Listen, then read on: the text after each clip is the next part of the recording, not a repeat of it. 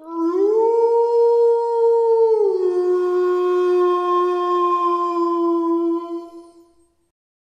Friends, ఇంకొక కొత్త horror స్టోరీతో మీ ముందుకు వచ్చేసాను. ఈ స్టోరీ చాలా ఇంట్రెస్టింగ్ గా ఉంటుంది. సో వీడియో మొత్తం చూసి మీకు నచ్చితే వీడియోని లైక్ చేసి మా ఛానల్ ని సబ్స్క్రైబ్ చేసుకొని పక్కనున్న బెల్ సింబల్ యాక్టివేట్ చేసుకోండి. ఇక లేట్ చేయకుండా స్టోరీలోకి వెళ్ళిపోదాం. నా పేరు రామకృష్ణ. మా ఊరు కర్నూలు. నాకు హైదరాబాద్లో ఉద్యోగం వచ్చింది. వెంటనే హైదరాబాద్కి ఒక బస్సులో వెళ్ళడానికి టికెట్ని బుక్ చేశాను. రాత్రిపూట జర్నీకి మాత్రమే రిజర్వేషన్ దొరికింది. ఇక నా తల్లిదండ్రులకి వీడ్కోలు చెప్పి బస్సుని ఎక్కాను. కర్నూలు నుంచి హైదరాబాద్కి ప్రయాణం. దారి నిండా ఎక్కువగా అడవులు. దట్టమైన అడవి కావడం వల్ల చిమ్మ చీకటి కమ్ముకుంది. బస్సు బయలుదేరి అరగంట అవుతోంది. రాత్రి కావడం వల్ల బస్సు లోపల లైట్లన్నీ ఆర్పేశారు. బస్సు బయట హెడ్లైట్స్ మాత్రమే వెలుగుతున్నాయి. నేను బస్సులో ఉన్న అద్దం లోపల నుండి బయటికి అలా చూస్తూ ఉన్నాను. అంతా చిమ్మ చీకటి కావడంతో నాకేమీ కనిపించడం లేదు. కానీ అకస్మాత్తుగా దూరంగా ఏదో తెల్లటి ఆకారం ఒకటి కనిపించింది. మొదట్లో దాన్ని చూడగానే నాకు చాలా భయం వేసింది. కానీ తర్వాత అదంతా నా భ్రమ అనిపించింది. ఇక కాసేపు పడుకుందామని అలా కళ్ళు మూసుకున్నాను. ఇంతలో బస్సులో అంతా పొగలు రావడం మొదలైంది. నేను మెల్లిగా కళ్ళు తెరిచి చూశాను. బస్ అంతా పొగతో నిండిపోయింది. ఏంటబ్బా, బస్ అంతా పొగతో నిండిపోయిందేంటి అని అనుకుంటూ ఒకవేళ బస్సు కానీ కాలిపోతోందా అని అనుమానం వచ్చి దగ్గరలో ఉన్న కండక్టర్ని అడుగుదామని నా సీటు నుంచి బయటికి వచ్చాను. చుట్టూ బాగా పొగ ఉండడం వల్ల నాకేమీ కనిపించలేదు. అప్పుడే సడన్గా బస్సు ఒక చోట ఆగిపోయింది. నేను బస్సు బయటికి వచ్చి చూస్తే అదంతా దట్టమైన అడవి. చుట్టూ పెద్ద పెద్ద చెట్లు. రహదారి మధ్యలో అన్ని చెట్లు ఉండడం నేనెప్పుడూ చూడలేదు. అయితే నేను బస్సు లోపలికెళ్ళి డ్రైవర్ని చూశాను. అది చూడగానే నాకు చాలా భయం వేసింది. ఎందుకంటే అతను రక్తం కక్కుకొని స్టీరింగ్ మీద పడి ఉన్నాడు. ఇక నాకు వెంటనే అనుమానం వచ్చి బస్సు కండక్టర్ని చూద్దామని లోపలికి వెళ్ళి చూస్తే అక్కడ కూడా అదే పరిస్థితి. అయితే బస్సులో ఎవరైనా ఉన్నారా అని చూస్తే ఒక్కరు కూడా లేరు. ఇక నాకున్న భయం మరింతగా ఎక్కువైంది. వెంటనే బస్సు దిగి చుట్టూ చూశాను. ఏమీ కనిపించలేదు. అయితే కొంత దూరంలో ఒక గుడిసె. ఆ గుడిసెలో లాంతరు పట్టుకుని ఒక ఆవిడ బయట కూర్చునుంది. వెంటనే అక్కడికి వెళ్ళి ఇక్కడ జరిగిన విషయం అంతా ఆవిడకి వివరించాను. అందుకు ఆవిడ ఇలా అంది, కంగారు పడకండి, మీరు ఇక్కడ సేద తీరండి. తెల్లవారగానే ఇటువైపుగా వచ్చే ఏదైనా వాహనంలో మీరు వెళ్లాల్సిన చోటికి వెళుదురుగాని అని ధైర్యం చెప్పి ఒక దిండు దుప్పటి ఇచ్చి ఇక్కడే నిద్రపోమంది. అయితే నాకు కాసేపటికి మెలకువ వచ్చి చుట్టూ చూశాను. గుడిసె అంతా నిర్మానుష్యంగా ఉంది. నెమ్మదిగా బయటికొచ్చి చూశాను. ఆ గుడిసెలో ఉండే ఆవిడ లాంతరు పట్టుకొని తూర్పు వైపు నడుచుకుంటూ వెళుతోంది. నేను ఆవిడని అనుసరిస్తూ వెనకాలే వెళ్ళాను. తీరా ఆవిడ ఒక శ్మశానంలోనికి వెళ్ళింది. నేను ఆ శ్మశానం దగ్గరకు వెళ్ళాను. అక్కడ లోపల ఆవిడ ఏం చేస్తోంది అని లోపలికి తొంగి చూశాను. అది చూడగానే నాకు ఆశ్చర్యం వేసింది. లోపల ఎవ్వరూ లేరు. ఇంతలో నాకు ఒక శబ్దం వినిపిస్తోంది. అదేంటంటే, రామకృష్ణ రా, నా దగ్గరకు రా. ఆ శబ్దం వినగానే నాకు వెన్నులో వణుకు పుట్టింది. వెంటనే వెనక్కి తిరిగి చూడగానే దూరంగా వేగంగా దూసుకు వస్తున్న ఒక తెల్లటి దుస్తులు ధరించి ఉన్న ఒక ఆడ దెయ్యం. భయానకమైనటువంటి తెల్లటి కళ్ళు, పెద్ద పెద్ద గోళ్ళు. వెంటనే అక్కడి నుంచి పరుగులు తీయడం మొదలెట్టాను. తీరా కొంత దూరం వెళ్ళాక అటువైపుగా మరో ఆకారం. అది చూడడానికి 2 కాళ్ళు 2 చేతులు విరిగిపోయి తల పక్కకు వంగిపోయి నా వైపుకు వస్తోంది. అది చూడగానే నా గుండె జల్లుమంది. నేను నా మనసులో ఇక నా పని అయిపోయింది అని అనుకున్నాను. నాకు భయంతో ఎటువైపు వెళ్లాలో అర్థం కావట్లేదు. ఇంతలో నా చుట్టుపక్కలంతా ఆ తెల్లటి ఆకారాలు నా వైపుగా రావడంతో నా కాళ్ళు చేతులు మరింత ఎక్కువగా వణకడం మొదలుపెట్టాయి. ఇక నా పని అయిపోయింది. ఆ దెయ్యాలు అన్నీ నాకు దగ్గరగా వచ్చేసరికి నాకు భయం ఎక్కువయ్యి ఒక్కసారిగా గట్టిగా అరిచాను. అంతే, నా చుట్టూ ఉన్న మనుషులంతా ఏమైంది ఏమైంది అంటూ నన్ను నిద్ర లేపారు. అప్పుడు నాకు అర్థమైంది, నేను బస్సులో నిద్రపోయి కలగన్నానన్నమాట. వెంటనే కండక్టరు డ్రైవరు నా దగ్గరకు వచ్చి, ఏమైంది సార్, మీరు బాగానే ఉన్నారు కదా అని అడిగారు. అందుకు నేను ఇలా అన్నాను, నాకు ఏదో పీడకల వచ్చింది అని అనేసరికి అందరూ మామూలుగా వారి వారి సీట్లలో కూర్చున్నారు. ఇక డ్రైవరు కండక్టరు యథావిధిగా వారి పని మొదలు పెట్టారు. సరిగ్గా సమయం 3 గంటలవుతోంది. ఇంతలో సడన్గా బస్సు టైరు పంచర్ అయింది. నాకేదో అనుమానం వచ్చి బయటకొచ్చి చూశాను.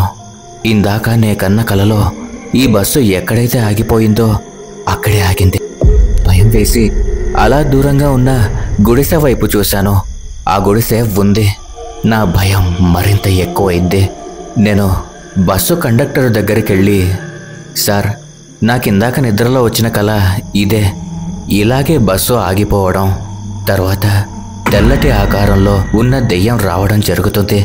నా కలలో జరిగినట్టుగానే జరుగుతోంది అని అనేసరికి మెల్లిగా ఉరుములు మెరుపులతో వర్షం పడడం మొదలైంది. అందరూ బస్సు లోపలికి వెళ్ళాం. అయితే గాలి ఉధృత ఎక్కువగా ఉండటంతో బస్సుని కుదిపివేయడం మొదలుపెట్టింది. ఇక బస్సులో ఉన్న జనమంతా ఒక్కొక్కరుగా ఆ గుడిసెలోకి వెళ్లారు. చుట్టూ అడవి, పైగా చిమ్మ చీకటి. దూరంగా నక్కలు రావడం మొదలుపెట్టాయి. ఇంతలో వర్షం మరింత ఎక్కువగా కురవడంతో ఆ గుడిసెలోకి బొట్టుబొట్టుగా వర్షపు నీరు పడడం మొదలైంది. దాంతో అక్కడ ఉన్న జనానికి ఎక్కడికి వెళ్లాలో తెలియలేదు. అయితే నేను మాత్రం బస్సు దిగి ఆ గుడిసెలోకి వెళ్ళలేదు. బస్సు చివరిలో ఉన్న సీట్లో కూర్చొని బిక్కుబిక్కుమంటూ ప్రాణాలు అరచేతిలో పెట్టుకున్నాను. ఇంతలో ఒక శబ్దం వినిపించింది. అది ఒక ఆడమనిషి ఏడుపు. చాలా స్పష్టంగా వినిపిస్తోంది ఆ ఏడుపు. బస్సుకి అతి దగ్గరలో వినిపించడం నాకు ఆశ్చర్యం కలిగించింది. బస్సు దిగి చూడాలంటే భయం. ఏం చేయాలో తోచని పరిస్థితి నాది. ఎలాగో ధైర్యం తెచ్చుకొని నెమ్మదిగా బస్సు దిగి చూద్దామని సీట్లోంచి లేచి బస్సు డోర్ తెరిచాను. అకస్మాత్తుగా ఒక నల్లటి ఆకారం అత్యంత భయానకంగా కనిపించే వికృత రూపంతో, తెల్లటి కళ్ళతో నా ఎదురుగా నిలబడి ఉంది. నేను ఆ దెయ్యాన్ని చూసి భయంతో ఒక్కసారిగా కళ్ళు తిరిగి పడిపోయాను. తర్వాత కాసేపటికి వర్షం తగ్గి గుడిసెలో ఉన్న జనాలందరూ వచ్చి రామకృష్ణ మీద నీళ్లు చల్లి అతనిని లేపారు. ఏం జరిగిందని రామకృష్ణని ఆ జనాలు అడగగా, రామకృష్ణ భయంతో తనకిందాక కలలో వచ్చిన ఆడదెయ్యం తన కళ్ళ ముందు కనిపించింది. ఆ తర్వాత ఏం జరిగిందో తనకు అర్థం కాలేదు, స్పృహ కోల్పోయాను అని అనేసరికి అక్కడున్న జనానికి కొంచెం భయం వేయడం మొదలైంది. ఇంతలో డ్రైవర్ బస్సు టైర్ని మార్చి కొత్త టైర్ వేద్దామని బస్సులో కొత్త టైర్ ఉందా అని చూస్తే అక్కడ ఏమీ లేదు. ఆ జనాలకి భయం ఇంకా ఎక్కువైంది. దూరం నుంచి ఏదో శబ్దం చేసుకుంటూ ఒక వింత ఆకారం బస్సు దగ్గరకు వస్తూ ఉంది. అది చూడటానికి ఎలా ఉందంటే, ఇందాక చెప్పినట్టు తల వంగిపోయి కాళ్ళు చేతులు విరిగిపోయినట్టుగా వేలాడుతూ, మొహం నిండా ఎర్రటి ఘాట్లతో, తెల్లటి కళ్ళతో బస్సుకు దగ్గరలో ఉన్న చెట్టు ఎక్కుతూ కనిపించింది. అది చూసిన జనాలకు భయం వేసి అరవడం మొదలుపెట్టారు.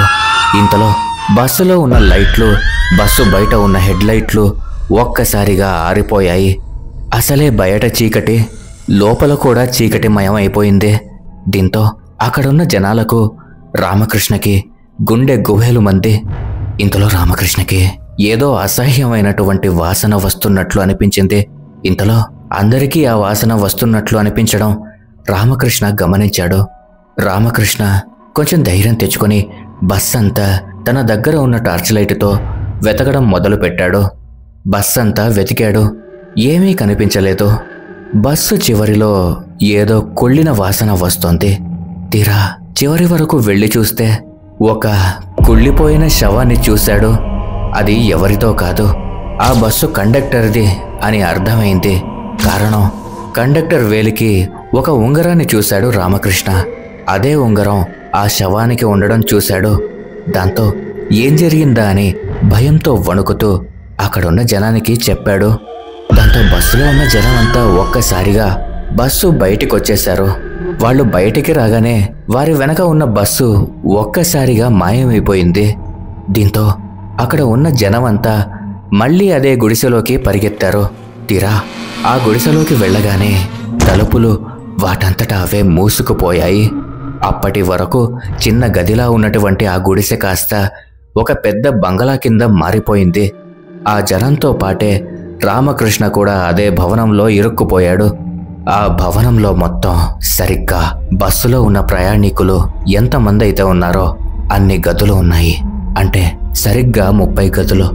కాసేపటికి రామకృష్ణ అందరికీ ధైర్యం చెప్పి, మనం ఒక్కొక్కరు ఒక్కో గదిలోకి వెళతాం, లేదంటే ఈ భవనం నుంచి బయటకు వెళ్లే తాళాలు మనం కనిపెట్టలేం అని అనేసరికి ఇక చేసేదేమీ లేక అక్కడున్న జనం అంతా సరే అన్నారు. మొదటి ప్యాసింజరు పేరు సురేష్, బ్యాచులర్, వయసు 30. మొదటి గదిలోకి వెళ్ళాడు. ఆ గది అంతా నిర్మానుష్యంగా ఉంది. అందులో ఒక పక్కగా ఒక మంచం ఉంది. దోమతెర వేసి ఉంది. అందులో ఒక ఆడపిల్ల పడుకునుంది. సురేష్ ఆ అమ్మాయి దగ్గరికి వెళ్ళి భుజం తట్టి లేపాడు. ఆ అమ్మాయి అవతలి వైపు తిరిగి పడుకోవడం వల్ల ఆమె మొహం సరిగ్గా కనిపించటం లేదు. వెంటనే అమ్మాయి సురేష్ వైపు తిరిగి సురేష్ని చూడగానే వెన్నులో వణుకు పుట్టింది సురేష్కి. వెంటనే భయంతో పరుగులు తీసి ఆ గది తలుపు దగ్గరికి వెళ్ళగా ఆ గదిలో ఉన్న లైట్లు వాటంతటా అవే ఆరిపోయాయి. అప్పుడే సురేష్కి ఒక స్వరం వినిపించడం మొదలైంది. ఆ స్వరం వినడానికి ఇలా ఉంది: ఈ గదిలోకి వచ్చేవారు ఎవరైనా నన్ను పెళ్లి చేసుకోవాలి, లేదా ఈ గదిలోనే శాశ్వతంగా ఉండిపోవాలి. ఇంతలో సురేష్ ఎంతకీ రాకపోయేసరికి రామకృష్ణ ఆ గదిలోపలికి వెళ్ళాడు. వెంటనే రామకృష్ణ టార్చ్ లైట్ వేసి చుట్టూ అలా చూస్తూ ఉన్నాడు. రామకృష్ణని చూడగానే ఆనందంతో దగ్గరకొచ్చాడు సురేష్. వెంటనే రామకృష్ణ ఏం జరిగింది అని అడిగాడు. అందుకు సురేష్ ఇలా చెప్పాడు: ఈ గదిలోకి రాగానే ఒక అమ్మాయి ఆ మంచం మీద పడుకునే ఉంది. తీరా ఆ అమ్మాయిని లేపగానే నాకు చాలా భయం వేసింది. ఎందుకంటే ఆ అమ్మాయికి మామూలు మనుషులకు ఉండాల్సిన 2 కళ్ళు లేవు. పైగా ఆ అమ్మాయి నోటి నుంచి రక్తం కారుతోంది. అది కాక ఆ అమ్మాయి ఇలా అంది: ఈ గదిలోకి వచ్చేవారు ఎవరైనా తనను పెళ్లి చేసుకోవాలట, లేదా ఈ గదిలోనే శాశ్వతంగా ఉండిపోవాలి అని సురేష్ రామకృష్ణకి చెప్పాడు. ఇక వెంటనే రామకృష్ణకి భయం వేసింది. ఇంతలో ఆ గదిలోకి చుట్టూ భయంకరమైన పొగ రావడం మొదలైంది.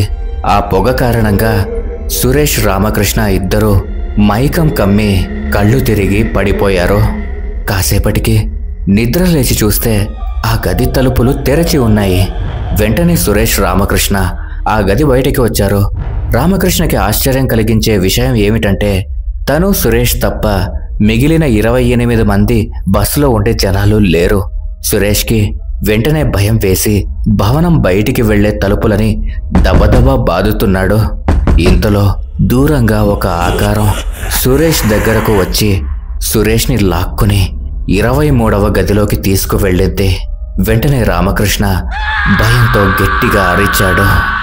వెంటనే బస్సు డ్రైవరు, కండక్టరు తన దగ్గరకొచ్చి ఇలా అంటున్నారు: బస్సు ఎక్కినప్పటి నుంచి గమ్యస్థానానికి చేరుకునే వరకు అలా నిద్రపోతూనే ఉన్నావయ్యా. ప్రయాణం మధ్యలో ఒకసారి అరిచావు, మళ్ళీ ఇప్పుడు ఒకసారి అరిచావు. చుట్టూ ఉన్న జనం గాఢమైన నిద్రలో ఉండబట్టి నిన్ను లేపలేదు గాని ఎందుకయ్యా అలాంటి పీడకలలు గంటావు? మా ప్రాణాలు తీయడానికి కాకపోతే బయలుదేరు, హైదరాబాద్ వచ్చింది, మీ ఇంటికెళ్ళు అని కండక్టర్ చెప్పాడు. వెంటనే రామకృష్ణకి ఒక అనుమానం వచ్చి కండక్టర్ని ఇలా అడిగాడు: సార్, ఈ బస్సులో సురేష్ అనే పేరు గలవారు ఎవరైనా ఉన్నారా అని కండక్టర్ని అడగ్గా అందుకు ఆ కండక్టర్ అవును, ఈ బస్సులో మొదటి ప్యాసింజర్ పేరే సురేష్ అని అనగానే రామకృష్ణకి తనకు వచ్చిన అనుమానం ఇంకా ఎక్కువైంది. అతను ఎక్కడ ఉంటాడో ఏంటో ఏవైనా చెప్పాడా అని రామకృష్ణ కండక్టర్ని అడిగాడు. అందుకు కండక్టరు నాకు తెలియదు బాబు, కానీ అతను ఈ హైదరాబాద్కు కొత్తగా వచ్చానని ఇక్కడ దగ్గరలో ఏమైనా మంచి లాడ్జి ఉన్నాయా అని అడిగాడు. వెంటనే నేను ఇక్కడికి దగ్గరలో ప్రశాంత్ లాడ్జ్ అని ఒకటి ఉంది, అది మీకు చాలా బాగుంటుంది అని సురేష్కి చెప్పాను. బహుశా అతను అక్కడికి వెళ్ళి ఉండొచ్చు అని కండక్టర్ చెప్పగా రామకృష్ణ వెంటనే బస్సు దిగి ఆ ప్రశాంత్ లాడ్జ్ దగ్గరికి వెళ్ళాడు. సురేష్ రూమ్ తీసుకోవడం చూసి రామకృష్ణ కూడా సురేష్ తీసుకున్న రూమ్ పక్కనే ఉన్న ఇంకొక రూము తీసుకున్నాడు. సరిగ్గా రామకృష్ణ అర్ధరాత్రి 1 గంటకు నిద్ర లేచి సురేష్ ఏం చేస్తున్నాడని సురేష్ రూమ్ తలుపు తట్టి చూశాడు రామకృష్ణ. ఎంతసేపటికి సురేష్ తన రూమ్ తలుపు తీయకపోయేసరికి తన రూమ్లో లేడు అనే అనుమానం వచ్చి వెంటనే కిందికెళ్ళి రిసెప్షన్లో అడుగుదాం అనుకునేసరికి ఎవరో పైనుండి కింద పడిన శబ్దం వినిపించింది. వెంటనే బయటికి వచ్చి చూస్తే అది ఎవరో కాదు, సురేష్. అతను పై ఫ్లోర్ నుంచి దూకి ఆత్మహత్య చేసుకున్నాడు. అసలు సురేష్ ఎందుకు ఆత్మహత్య చేసుకోవాల్సి వచ్చింది? రామకృష్ణకి బస్సులో వచ్చిన కలలకి సురేష్ చనిపోవడానికి ఏమైనా సంబంధం ఉందా? అసలు ముందుగా అదే ప్లేస్లో ఆ బస్సు ఆగిపోతుందని రామకృష్ణ ఎందుకు కలగన్నాడు? ఈ మిస్టరీస్ అన్ని తెలుసుకోవడానికి కాళరాత్రిలో ఒంటరి ప్రయాణం పార్ట్ 2 కోసం ఖచ్చితంగా వెయిట్ చేయాల్సిందే.